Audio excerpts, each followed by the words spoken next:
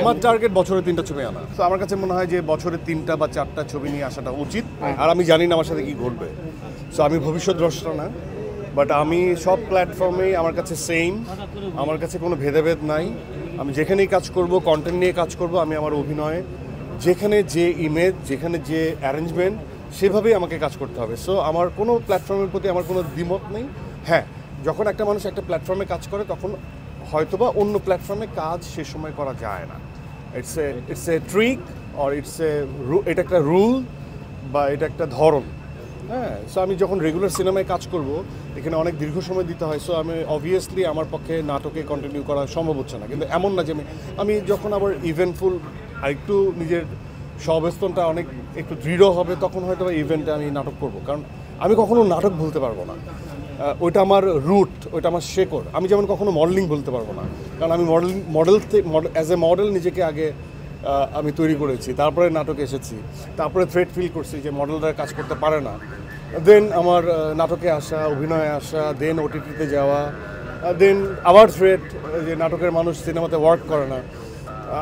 মানে এই যে এটা একদিক দিয়ে পজিটিভ, কারণ এটা আমার মতো মানুষের হয়তো অনেক হেল্প করে। এখন আমি এই 2 বছর শুধুমাত্র দাগি না, এরকম আরও মানে একাধিক বলি, আগবাড়ি আমি বলতে চাই না, যখন যেটা একদমই কনফার্ম হয় তখন জানতে পছন্দ করি। একাধিক না ততোধিক এগুলো আসলে কন্ট্রাকচুয়াল জায়গায় চলে গেছে, হয়ে গেছে।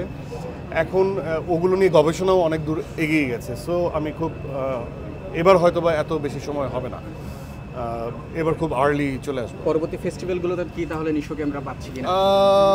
আমি যেমন ফেস্টিভ্যাল ছাড়াও আসতে চাই, মানে একজন মানুষের বেঁচে থাকার জন্য, যেহেতু আমি এটা প্রফেশনাল ডিল করি, প্যাশন থেকে তো করি, নেশা এবং পেশা দুটোই। সো আমার কাছে মনে হয় একজন প্রোটাগনিস্ট যে মেইন স্ট্রিমের মেইন ক্যারেক্টার পোর্ট্রে করবে, তাকে আসলে ঈদ ছাড়াও আসতে হবে। সো আমার কাছে মনে হয় যে বছরে 3টা বা 4টা ছবি নিয়ে আসাটা উচিত এবং চেষ্টা করা উচিত, হার না মেনে অথবা মানে রুখে না যে। এটা সবার ক্ষেত্রে, এটা আমার ক্ষেত্রে, আমি বলবো এটা সিয়ামের ক্ষেত্রেও, যারা সলো কাস্টিং, এই মোশাররফ ভাইয়ের চক্কর আসছে, আমি বলবো মোশাররফ ভাইয়েরও অনেক বেশি নিজেকে ফিল্মে এন্ডোর্স করা উচিত, ডিফারেন্ট গল্প নিয়ে আসা উচিত। এবং এরকম হতে পারে যে একই ফেস্টিভে 2টো ছবি রিলিজ হচ্ছে, কারণ আমার কাছে মনে হচ্ছে যে ইন্ডাস্ট্রিতে বাঁচিয়ে রাখার জন্য 5জন প্রডিউসারের যেমন দরকার, 5জন হিরোর দরকার, 5জন ডিরেক্টরের দরকার। 5জন প্রোটাগনিস্ট যদি থাকে এবং 5টা জুটিও যদি থাকে, তার সাথে যদি আমি ফিমেল অ্যাক্ট্রেসের কথাও বলি, তো এক একজনের তো 3টা করে হলে 15টা ছবি, কিন্তু সেই অনুপাতে কিন্তু আমাদের দর্শকরা সেই অনুপাতে ভালো ছবি বা সুন্দর ছবি বা সেই আমেজের ছবি পাচ্ছে না। তো আমার কাছে মনে হয় যে আমাদের এই সাহসটা করা উচিত।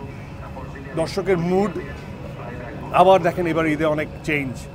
সো আমার কাছে মনে হয় এটাকে তাদেরকে আশাহত না করে তাদেরকে সুন্দর কাজ ডেলিভার করা উচিত। তাহলে আসলে শুধু একলা বেঁচে লাভ নেই, আমাদের সবার বাঁচতে হবে। আমার টার্গেট বছরে 3টা ছবি আনা। তাহলে 2025 যেহেতু আমরা শুরুতেই পেলাম, তারপর বাকি তাহলে আমরা 2টা অপেক্ষা রাখতেই পারি, তারপর আল্লাহ ভরসা, দেখা যাক। ওকে।